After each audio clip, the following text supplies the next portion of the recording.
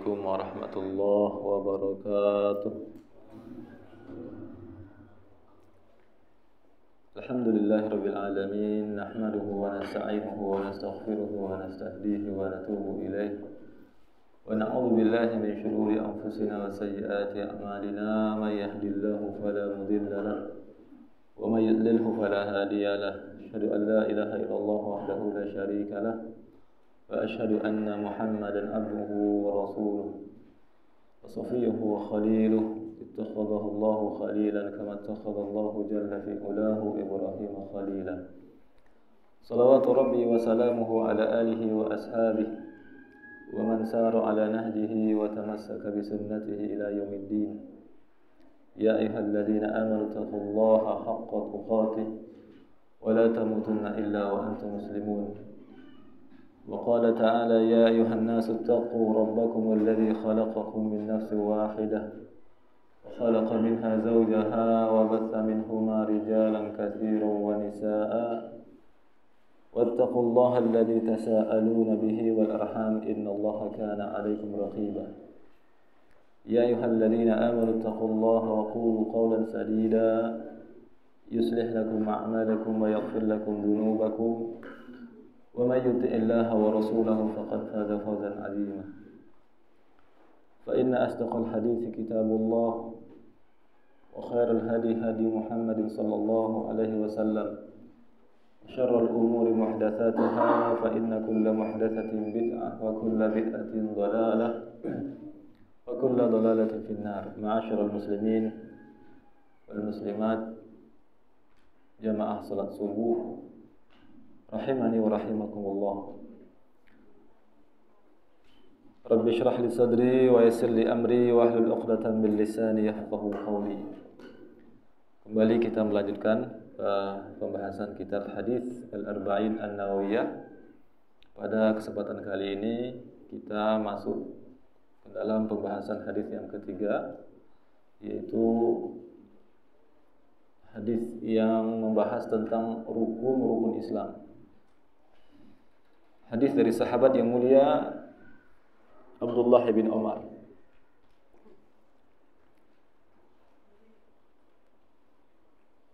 Bismillahirrahmanirrahim. An Abi Abdurrahman Abdullah bin Umar ibn al-Khattab radhiyallahu anhuma qala. Dari Abu Abdurrahman Abdullah bin Umar bin Khattab, semoga Allah meridhai mereka berdua, beliau berkata, Sami'tun Nabiy sallallahu alaihi wasallam yaqul, aku mendengar Nabi sallallahu alaihi wasallam bersabda, Bunyal Islamu ala khamsin. Islam itu dibangun di atas 5 perkara. Syahadati an la ilaha illallah wa anna Muhammadan abduhu wa rasuluh. Yang pertama yaitu bersyahadat, bersaksi bahwa tidak ada ilah yang berhak diibadahi kecuali Allah, dan sesungguhnya Muhammad adalah hambanya dan utusannya.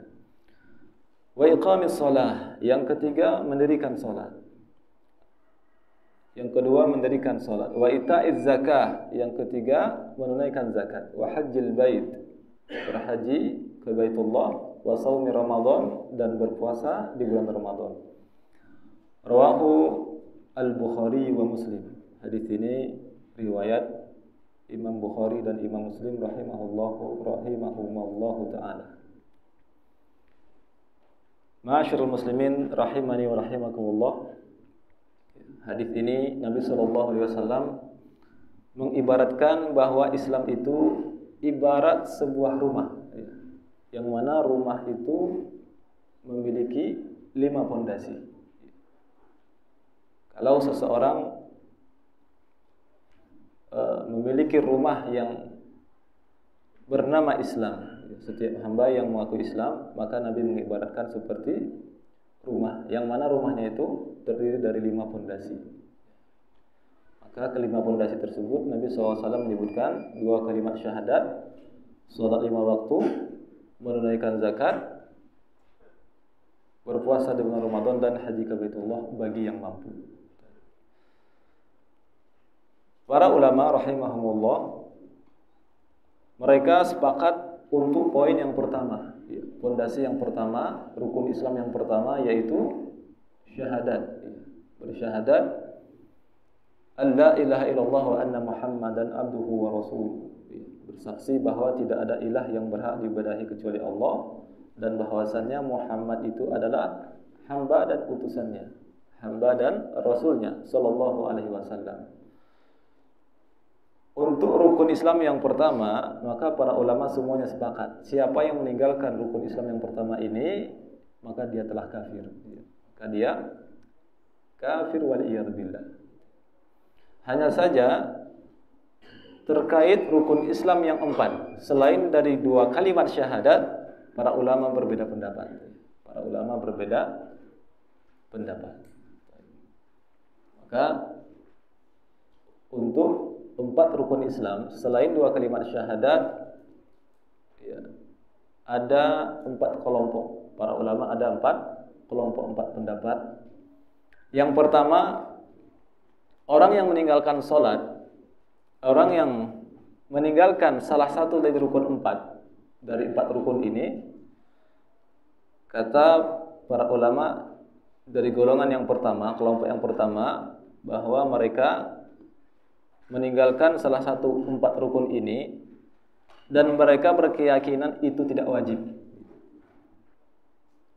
Orang yang meninggalkan salah satu 4 rukun Islam ini dan mereka berkeyakinan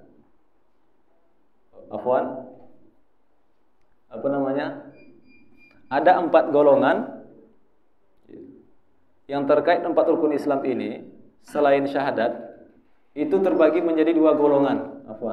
Terbagi menjadi 2 golongan. Yang pertama, mereka orang-orang yang meninggalkan salah satu dari 4 rukun Islam ini dan mereka meyakini itu tidak wajib.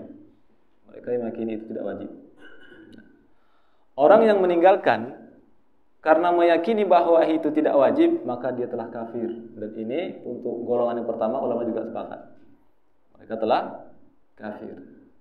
Li'anna hadza ma'lumun min ad-din bid-darurah. Ada sebuah kaidah yang disebutkan oleh para ulama, perkara ini orang yang meninggalkan salah satu dari 4 orang yang meninggalkan dan mereka berkeyakinan ini tidak wajib, ini namanya ma'lumun min ad-din bid-darurah. Ini sudah suatu hal yang maklum, sudah mesti setiap muslim itu harus tahu. Jadi ketika orang itu meninggalkannya dan dalam keadaan mereka meyakini tidak wajib, maka mereka kafir. Maka dia kafir. Golongan yang kedua yaitu orang yang meninggalkannya namun dia tetap meyakini akan kewajibannya. Dia tinggalkan tapi meyakini akan kewajibannya. Maksudnya meninggalkan salah satu dari 4 rukun Islam selain 2 kalimat syahadat. Jadi golongan yang kedua ini ada beberapa pendapat.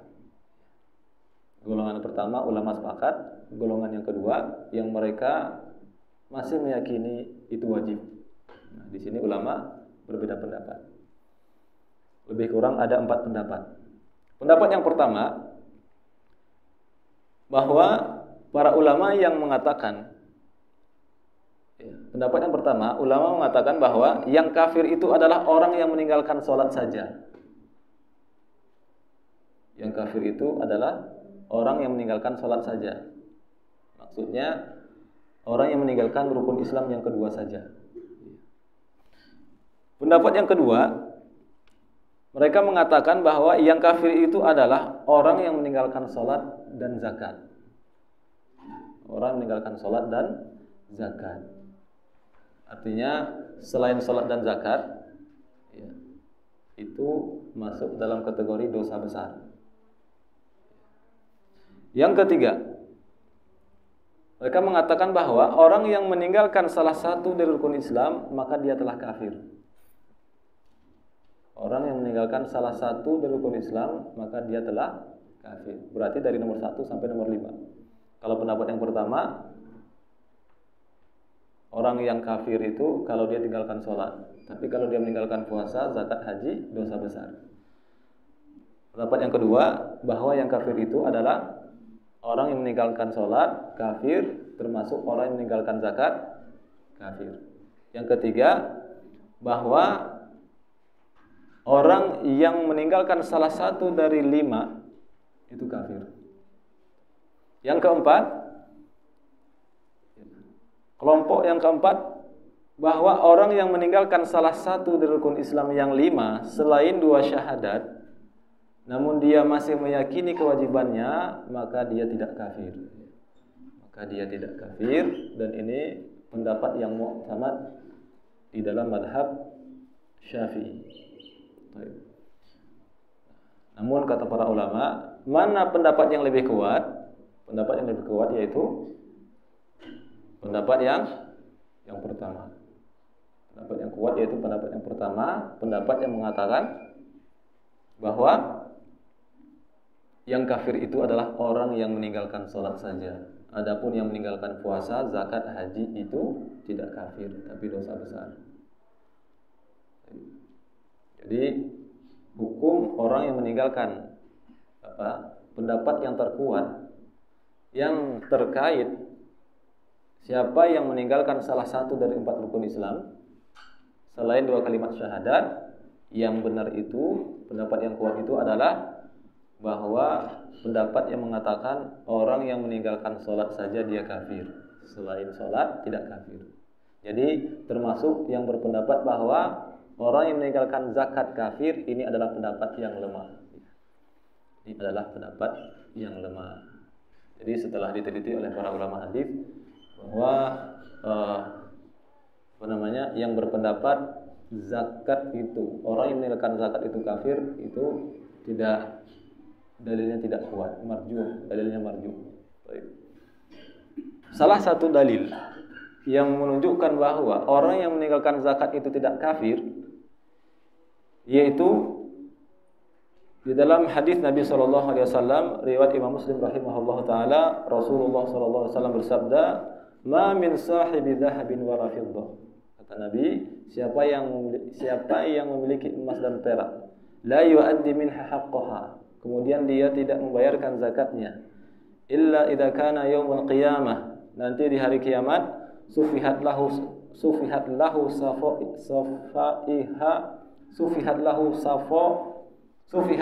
safaihu min nari fa uhmiya 'alaiha fi nari jahannam. Orang yang meninggalkan zakat, yang tidak menunaikan zakat, nanti di hari kiamat akan disiapkan untuknya setrika dari api neraka. Fayuqwa biha jambuhu wa jabinuhu wa dhahruhu. Yang kemudian nanti akan disetrika punggungnya, disetrika dahinya, dan disetrika lambungnya. Lambungnya, dahinya, dan punggungnya. Kullama baradat u'idat lahu, setiap setrika itu mendingin, u'idat lahu, setrika itu dipanaskan lagi. Fi yaumin kana miqdaruhu 50,000 sana, dia akan disetrika setiap hari yang seharinya itu setara dengan 50 tahun. Setara dengan 50 tahun, hatta yuqda bainal ibad. Dia akan selalu disetrika sampai perkara itu diputuskan oleh Allah atas hamba-hambanya. Fayaro sabilahu imma ilal jannati wa imma ilan nar. Yang kemudian setelah itu dia akan melihat jalan selanjutnya, apakah dia akan fayaro sabilahu imma ilal jannati wa imma ilan nar. Setelah itu dia akan melihat jalan selanjutnya, kalau tidak ke surga maka dia lanjut di neraka. Nah, maka kata para ulama, hadis ini menunjukkan bahwa orang yang meninggalkan zakat itu nanti di akhirat disiksa, yang kemudian kata Nabi masih ada peluangnya untuk masuk surga. Jadi ini menunjukkan bahwa orang yang meninggalkan zakat itu tidak kafir karena masih ada peluang untuk masuk surga. Jadi sekali lagi pendapat yang kuat bahwa orang yang meninggalkan zakat itu tidak kafir. Terkait hukum sholat, ini ada pembahasan tersendiri.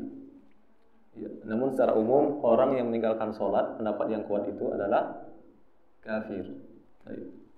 Hukum orang yang meninggalkan sholat, tentang kafirnya orang yang meninggalkan sholat. Orang yang meninggalkan sholat, kata para ulama, ada dua macam. Yang pertama, orang yang meninggalkan sholat karena meyakini bahwa sholat itu tidak wajib baginya. Ini jenis manusia yang pertama. Orang yang meninggalkan sholat dan mereka meyakini bahwa sholat itu tidak wajib.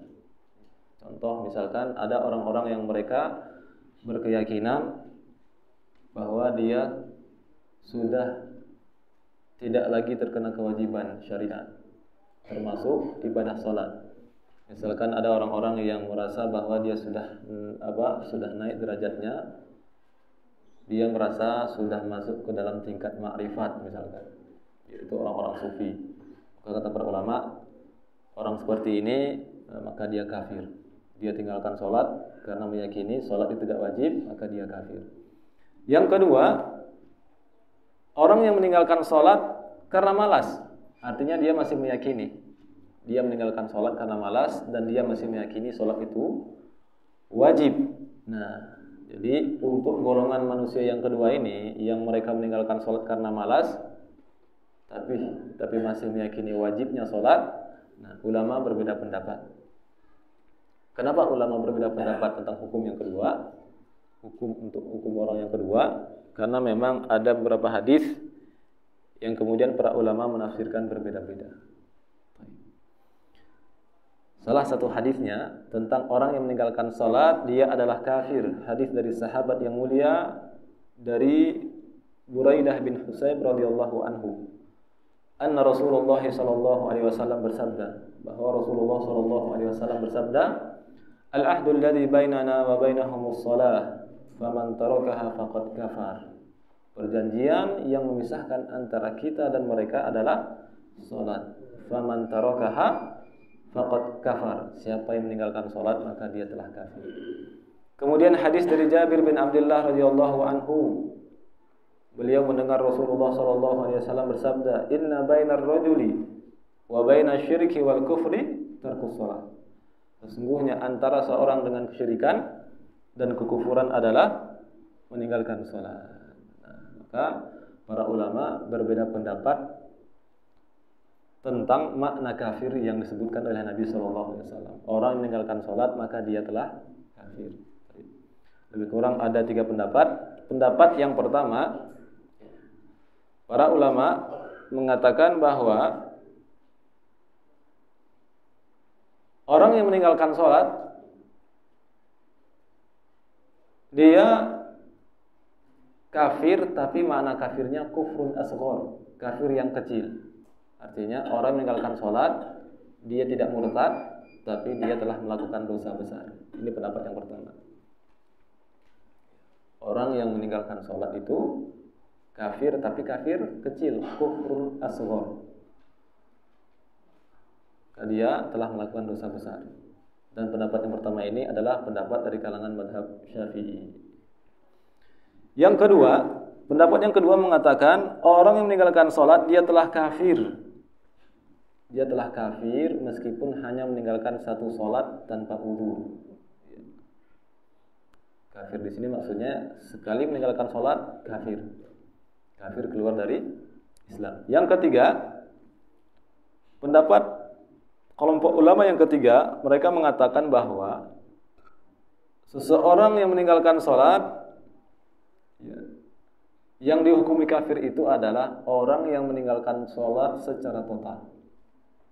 Jadi yang kafir itu orang yang meninggalkan sholat secara total, ya, tidak sholat 5 waktu, tidak sholat Jumat, tidak sholat Id, tidak sholat sama sekali, tidak sholat wajib 5 waktu, tidak sholat Jumat, tidak sholat Id, apalagi sholat sunnah.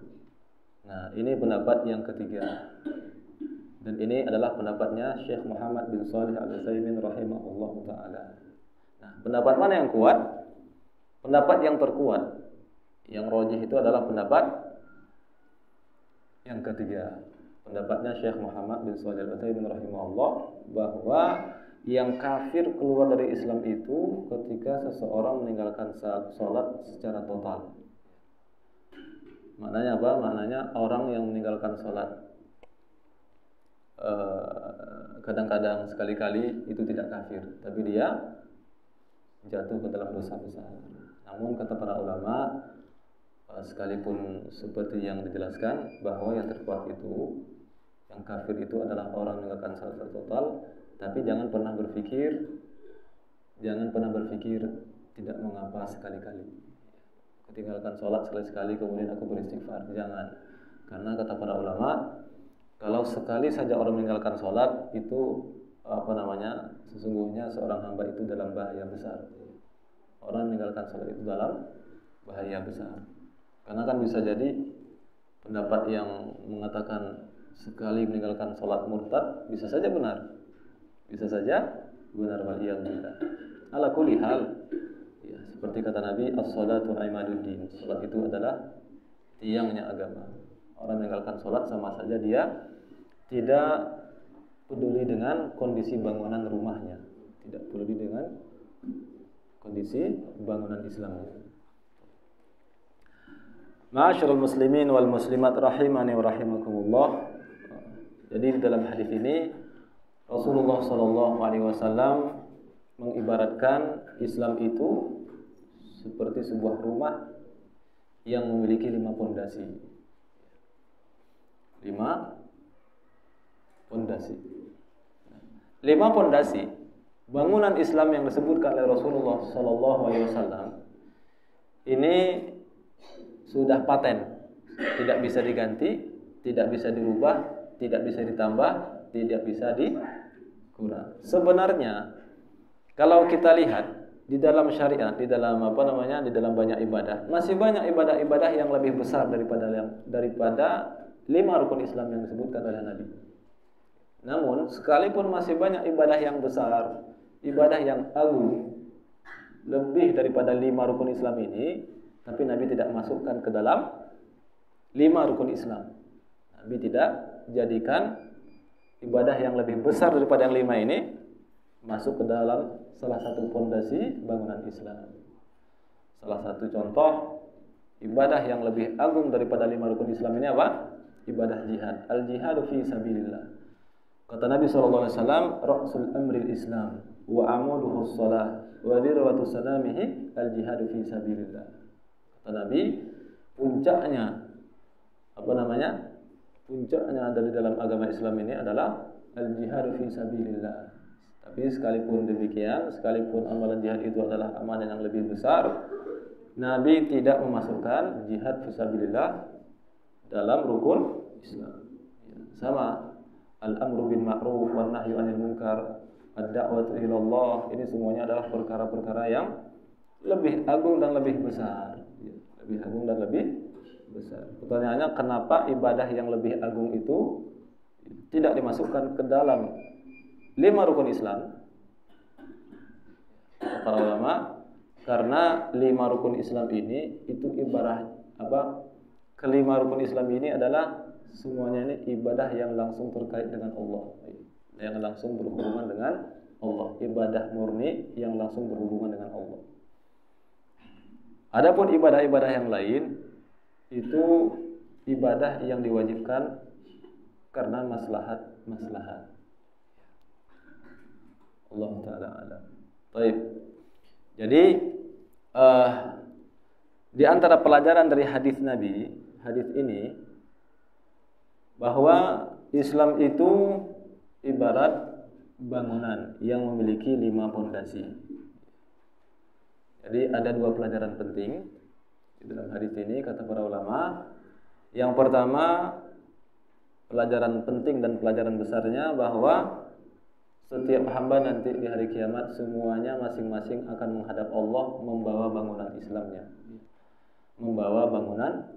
Islamnya, dan dia harus mampu membawakan bangunan Islamnya di hadapan Allah dalam kondisi kokoh, utuh, kuat dan indah kalau bisa. Setiap hamba dia berusaha untuk membawakan bangunan Islamnya dalam kondisi yang kokoh dan kuat. Kemudian yang kedua, makna hadis ini hendaknya seorang hamba berusaha untuk menghiasi, memperindah, memperkokoh sehebat-hebatnya, seindah-indahnya nanti di hadapan Allah.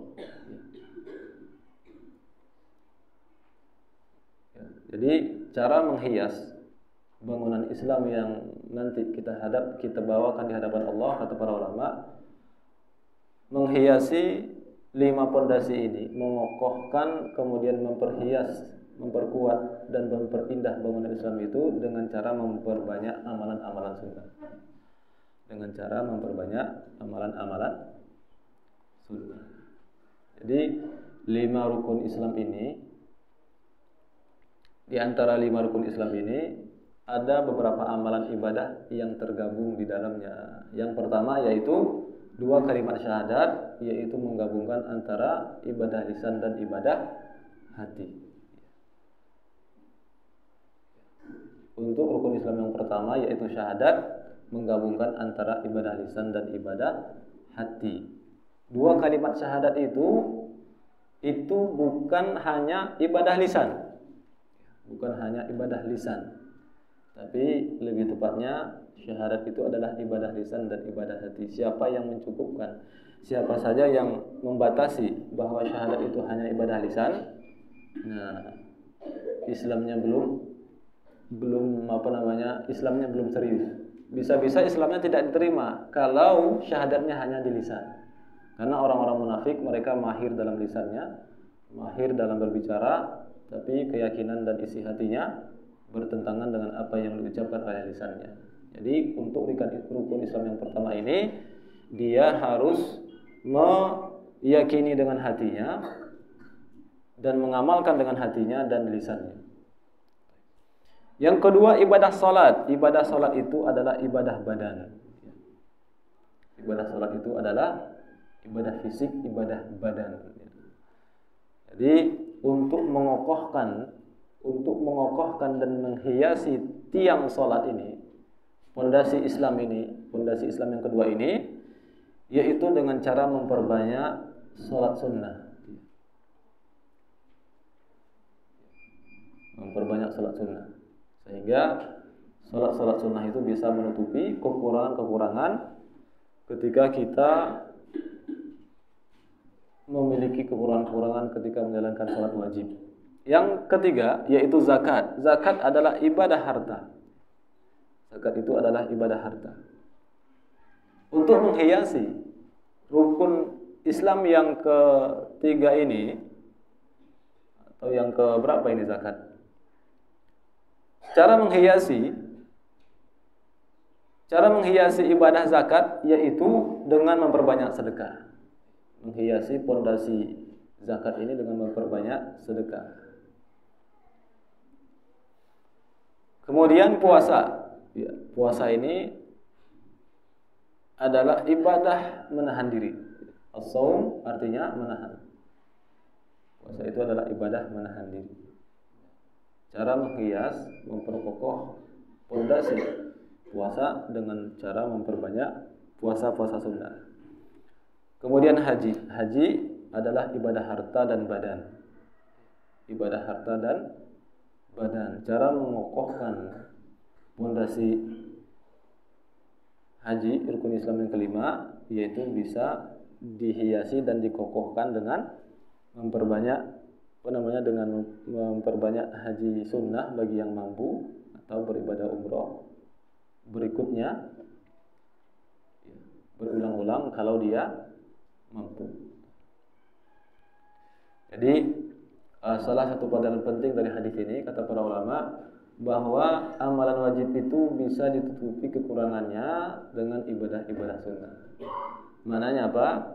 Bahwa seorang muslim jangan pernah merasa cukup dengan amalan wajibnya. Karena ada sebagian orang yang mereka itu setelah melaksanakan ibadah-ibadah wajib, mereka merasa puas dan nyaman. Puas dan nyaman, sehingga kurang semangatnya untuk mengamalkan ibadah-ibadah sunnah. Jadi hakikatnya sehebat apapun, semaksimal apapun seorang hamba untuk memperbaiki, menyempurnakan ibadahnya kepada Allah, hakikatnya tidak ada satupun seorang hamba yang bisa beribadah dengan sempurna. Tidak ada satupun seorang hamba yang bisa beribadah dengan sempurna. Pasti ada kekurangannya. Maka nanti di akhirat, sebagaimana disebutkan oleh Nabi SAW, bahwa amalan yang paling pertama kali dihisab itu adalah salat. Inna awwalu ma yuhasabu bihil abdul muslim yaumal qiyamah as-salatul maktubah. Amalan yang paling pertama kali dihisab nanti di hari kiamat adalah salat wajib 5 waktu. Fa in atammaha wa illa qila dzuru hal lahu min tatawwu'in. Kata Nabi, kalau seandainya ketika nanti seorang hamba itu dihisab di hari kiamat, dihisab amalan salatnya, kalau ternyata ibadah wajibnya sempurna, salat 5 waktunya sempurna, diterimalah amalan salatnya oleh Allah Subhanahu wa taala. Wa illa qila lahu. Tapi kalau ternyata amalan salat 5 waktunya, salat wajib 5 waktunya masih banyak cacatnya, masih banyak kekurangannya, misalkan salatnya bercampur riya, salatnya tidak khusyuk, salatnya masih lalai, maka akan dikatakan wa qila dzuru hal lahu min tatawwu. Akan dikatakan kepada hamba tersebut akan dilihat bagaimana salat sunnahnya. Akan dilihat bagaimana salat sunnahnya. Fa in kana lahu tatawwu ukmilatil faridatu min tatawwuhi. Kalau seorang hamba itu dia mendapatkan salat wajib 5 waktunya banyak cacatnya, banyak kekurangannya, maka salat sunnahnya itulah yang akan menutupi kekurangan salat wajibnya. Tsumma yuf'alu bisairil a'malil mafruḍati mithla dzalik. Kemudian kata Nabi sallallahu alaihi wasallam, seperti itulah seluruh amalan. Ya. Semua amalan nanti seperti itu. Kalau amalan wajib itu tidak sempurna, bisa ditutup dengan amalan-amalan yang sunnah. Namun amalan yang pertama kali dihisab di hari kiamat adalah amalan apa? Amalan salat. Jadi ibadah zakat bisa disempurnakan dengan memperbanyak sedekah. Ibadah puasa wajib kalau ternyata tidak sempurna bisa disempurnakan dengan puasa sunnah. Ibadah haji berikutnya.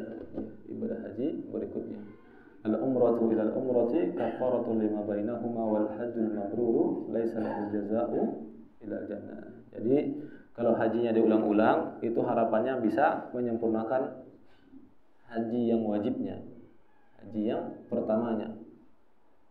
Ketika seorang hamba melakukan haji berulang-ulang, haji yang wajibnya haji yang pertama. Artinya kalau hajinya yang wajibnya ternyata masih banyak cacat, bisa tutupi dengan haji berikutnya. Jangan merasa cukup dengan haji, sekali haji sudah merasa cukup, tidak.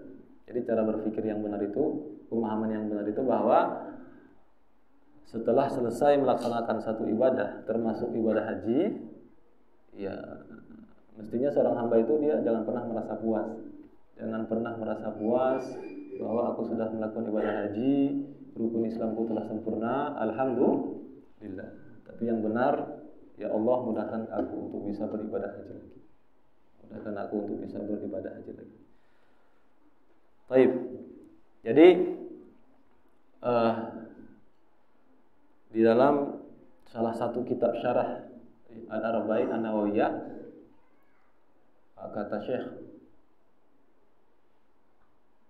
kata para ulama, salah satu ulama mengatakan bahwa salah satu poin yang paling penting di dalam hadis ini, pelajarannya apa? Pelajarannya bahwa ibadah wajib itu harus diprioritaskan. Karena banyak di antara kaum muslimin, disebutkan di dalam kitab itu, banyak kaum muslimin yang mereka itu terbalik. Lebih mementingkan amalan-amalan sunnah daripada amalan-amalan wajib. Lebih bersemangat beribadah sunnah, tapi ibadah wajibnya kurang perhatian. Jadi tidak boleh terbalik. Nabi SAW bersabda, "Wa ma taqarraba ilayya 'abdi bi syai'in ahabbu ila Allah mimma aftaratu 'alaihi." Kata Nabi SAW di dalam hadis qudsi, "Wa ma taqarraba ilayya 'abdi bi syai'in." tidaklah seorang hamba mendekatkan diri kepadaku yang lebih aku cintai daripada apa yang telah aku wajibkan. Artinya Allah lebih cinta, lebih suka dengan seorang hamba yang lebih memprioritaskan amalan wajibnya. Lebih suka dengan amalan wajibnya. Wa ma yazalu 'abdi yataqarrabu ilayya bin nawafili hatta uhibbah. Seorang hamba senantiasa mendekatkan diri kepadaku dengan amalan-amalan sunnah bin nawafili hatta uhibbah. Niscaya aku mencintainya. Amalan-amalan sunnah itu menjadikan Allah cinta. Tapi yang menjadikan Allah lebih cinta kalau seorang hamba itu melakukan amalan-amalan wajib. Kalau amalan sunnahnya lebih hebat, tapi amalan wajibnya diremehkan, itu tidak lebih cinta, tidak pula Allah cinta. Jangan terbalik. Jadi ini salah satu perkataan para ulama bahwa ini poin yang paling penting di dalam hadis ini. Pelajarannya jangan terbalik. Karena misalkan ada orang mendengarkan hadis Nabi, raq'atal fajri khairum minad dunya wa ma fiha. Bahwa dua rakaat salat sunnah fajar itu lebih baik daripada dunia dan seisinya. Ya. Maka kata para ulama, 2 rakaat salat sunnah fajar saja lebih baik daripada dunia seisinya. Maknanya apa? Maknanya salat wajib lebih besar daripada itu. Salat wajib lebih besar daripada itu.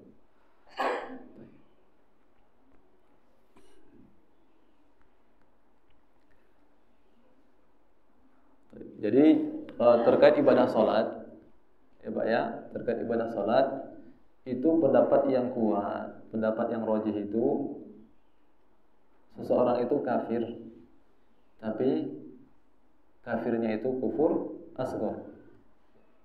Kufur asghar. Artinya apa? Artinya dia memang kafir, tapi kafir kecil, tidak murtad, tidak mengeluarkan dia dari Islam, tapi dia jatuh ke dalam dosa besar. Dan memang ada sebagian ulama itu berpendapat sekalipun sekali dia meninggalkan sholat, dia kafir. Memang ada. Tapi sebenarnya itu pendapat yang lemah. Itu pendapat yang lemah. Jadi jangan serampangan mudah mengkafirkan orang lain. Allah Ta'ala alam. Berapa menit lagi Pak? Sudah? Masih lama? Jam 6? Sekarang jam berapa? Baik.